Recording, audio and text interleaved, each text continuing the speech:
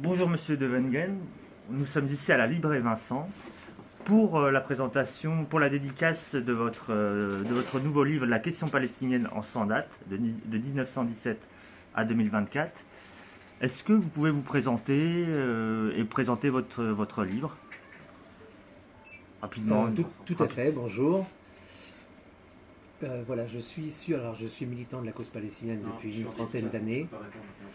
Et en fait, j'avais fait un topo sur l'historique de la question palestinienne vers 2009 pour une conférence. Et j'ai réactualisé ce topo.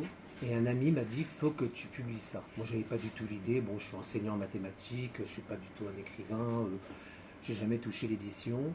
Et donc, il m'a dit, il faut le publier, ça peut être intéressant, etc. Et donc, c'est depuis, je ne pourrais pas vous dire, vers 2017-2018, j'ai eu l'idée d'essayer de chercher un éditeur.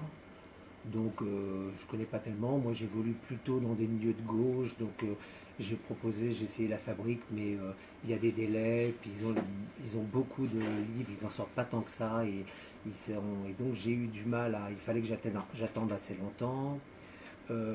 J'ai failli, je vois que vous avez Delga.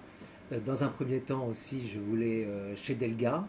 L'ami qui m'avait parlé lui a fait des livres chez Delga. Et il se trouve que ça n'a pas marché. Donc finalement, j'ai fait chez K Édition, qui est un éditeur tunisien avec qui j'ai eu le contact et sur lesquels on s'entendait très bien. Quand je lui ai envoyé, tout de suite, il a foncé. Il a dit, je vais vous faire ça. Moi, je le trouve très bien, votre livre. Et donc, voilà comment c'est sorti. Alors, je considère que c'était très important de faire un parcours historique, de parler de Balfour, de la création injuste de l'État d'Israël, qui a été vraiment un grand drame dont on voit les conséquences maintenant. Je pense qu'il y a deux idées forces qu'il faut soulever. Premièrement, les Palestiniens affrontent une coalition d'impérialistes. Les Israéliens ont toujours collé au principal impérialisme du monde. Et en fait, c'est pour ça que les Palestiniens ont à affronter une coalition d'impérialistes qui fait que leur lutte est très difficile. Et il faut admirer non seulement leur résilience et leur juste lutte. C'est vraiment, ils combattent pour nous à la limite, pour un équilibre du monde, pour un monde plus juste. Et la deuxième idée force, c'est que pour moi, contrairement à ce que beaucoup pensent, le sionisme a toujours été l'allié de l'antisémitisme. C'est toujours servi de l'antisémitisme, c'est un peu les deux faces du même. Et contrairement à ce qu'on dit, l'antisionisme est le vrai antidote à l'antisémitisme. C'est très important de comprendre ça. Ce sont les deux idées forces. Et donc je reprends, si vous voulez, je ne sais pas si je dois détailler quelques dates, je reprends. Alors sur les 100 dates, évidemment, il y en a qui paraissent moins importantes. Je pourrais dire, il y a la déclaration Balfour, évidemment, qui est la première, qui est vraiment le soutien des Britanniques au projet sioniste, alors que c'était le premier impérialisme à l'époque en 1917. La grande révolte arabe de 1936, qui est très très fondatrice aussi dans la lutte des Palestiniens. Après l'injuste, bon je vais vite pour pas... L'injuste plan de partage de la Palestine. Je pense qu'il y a une date qui est importante et ça pourrait choquer certains, c'est la révolution islamique en Iran. C'est-à-dire que l'Iran était le principal allié avec Israël des États-Unis dans la région et le basculement a été très important. Quoi qu'on pense du régime iranien actuellement, ça a été sur le plan géopolitique et de la lutte des Palestiniens quelque chose d'important, que moi je vois comme positif, je sais que ça peut choquer, etc., dans l'équilibre du monde. Et bon, évidemment, on arrive, je passe très vite, on arrive au 7 octobre, qui est à la fois, les conséquences sont désastreuses, là le Palestinien souffre très fort, mais l'envers, si on pouvait le dire positif, c'est que vraiment maintenant les choses sont claires, Israël est en roue libre. Il y a une nature d'Israël qui a été démasquée, je pense. Alors, je dirais pas que c'est bien parce que le coup est tellement terrible qu'on ne peut pas se satisfaire de ça. Quelle est cette nature, justement? Justement, la nature, je veux dire, raciste, excessivement violente, exclusiviste, c'est-à-dire que il faut un État juif et tous les juifs doivent rejoindre cet État. C'est là où je dis que la connivence entre l'antisémitisme et le sionisme est très importante. Il faut savoir que Balfour, en 1917, la déclaration Balfour, était un antisémite. Hein. C'est-à-dire qu'il y a cette vision d'un Israël fort qui affronte alors les soi-disant barbares, bon, essentiellement de monde arabe, mais en plus, on se débarrasse des juifs en Occident. Il y a aussi beaucoup ça. Hein. Et donc, là, les choses sont claires. On voit qu'il y a un drame. Gaza, une situation humanitaire dramatique.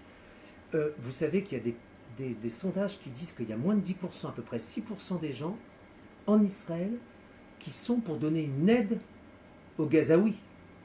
Une aide humanitaire. Hein. Bon, vous avez dû voir les vidéos où les soldats se moquent, rigolent en bombardant, etc. Enfin, c'est quand même au niveau...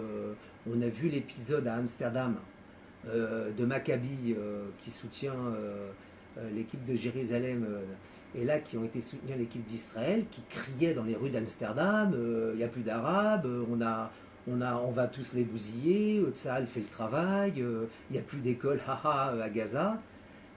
C'est quand même... Il faut se rendre compte que il est quand même plus qu'urgent que le monde entier se rende compte et réagisse. Justement, en conclusion, est-ce que vous pensez qu'une solution à deux États est-elle toujours possible ou c'est un vœu pieux ou... Moi, à titre personnel, je pense pas du tout. Bien sûr que non. Je pense que le verre était dans le fruit dès le départ. Je dois vous avouer que j'étais très naïf. J'ai eu des espoirs avec Oslo. Mais je me rends compte, je me suis même un petit peu, pas engueulé, mais j'avais un ami palestinien qui était anti-Oslo, et tout en connaissant l'histoire, je disais, il faut laisser faire confiance à l'avenir, il y a un processus, et je me rends compte qu'il avait entièrement raison. D'ailleurs, il connaissait mieux que moi, bon, peut-être la nature par volontarisme ou par optimisme, par volonté d'être positif. Je me suis un peu aveuglé. Alors, bon, moi je suis extérieur, je ne demande pas mieux. Si Israël change, qu'il y a deux États et que c'est la paix, parfait. Mais je ne crois pas, du fait de sa nature, Israël ne peut pas traiter à égalité les Palestiniens. C'est pas possible. C'est un problème colonial dans la psyché israélienne. Les fondamentaux, faut que ils ne peuvent pas traiter les Palestiniens égaux. D'ailleurs, Elias Sambar, qui pourtant c'est un historien palestinien qui a été dans le processus de paix, etc. Il a dit jamais les Palestiniens dans les négociations et tout, jamais les Israéliens, pardon, nous traiter comme des égaux. La façon de s'adresser, c'est ça qu'il faut comprendre. C'est-à-dire qu'on peut rêver, bon, la paix, la danse. Moi, je pense qu'il faut que les Juifs puissent rester sur place. Bien sûr, il est hors de question de créer, de mettre tous les Juifs à la mer comme Israël dit, ils veulent faire ça, etc. C'est hors de question, mais ils restent sur place dans un État qui serait, bon, alors ça c'est à voir, État palestinien, État... Mais la notion d'État d'Israël et d'État juif au Proche-Orient, à mon avis, là, ça me paraît vraiment très difficile. Pensez que ça me paraît pas possible. Enfin, personnellement, c'est mon avis, hein, je le dis avec modestie, hein, moi je ne demande pas mieux qu'Israël change et que ça se passe autrement. Très bien, on espère. Merci à vous. Merci. Donc on rappelle, la question palestinienne en sans date, aux éditions K-Édition. Bonne dédicace à vous et merci de cet entretien. Merci bien.